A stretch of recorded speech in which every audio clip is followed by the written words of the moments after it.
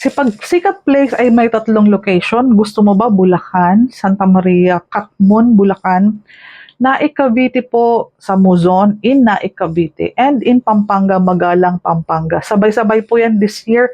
Open kami for selling soon to rise po. Again, 3 location, ikaw na ang bahala.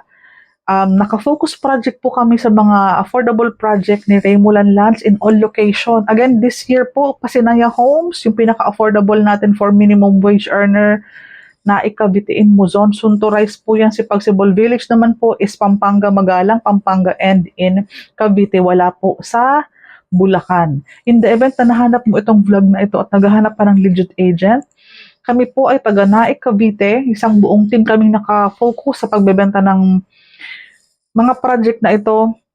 Dito po kami naka-locate and then may office kami sa site. So sa sobrang bilis lang po ng traveling, ng transaction, ng schedule ng tripping and reservation.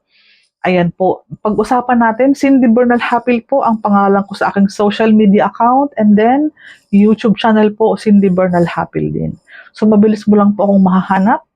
Sa ibang katanungan po, sa requirements, qualification, paano mag-avail, locally employed, OFW, ayan. Pwede natin i-discuss. Tawagan ako sa Viber account para mabilis natin masagot yung mga katanungan ninyo. Kung ano man po ang mga gusto nyo pang malaman about the project. Ito po ay trending na trending kasi walang down payment, walang reservation, walang equity. Ang 10,000 na cash out is for water installation, Meralco installation, and processing ng Pag-ibig. Housing loan mo, kami na po ang bahala niyan.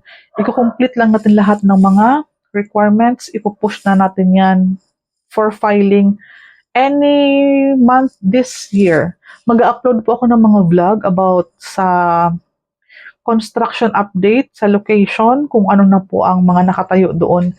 From time to time or almost every day, target ko pong mag-upload ng mga vlog para mabilis mo akong mahanap at sa akin ko po mag-reserve. Kasi po, taga dito lang po ako sa Naik. Huwag na pong maghanap ng iba. Maraming salamat.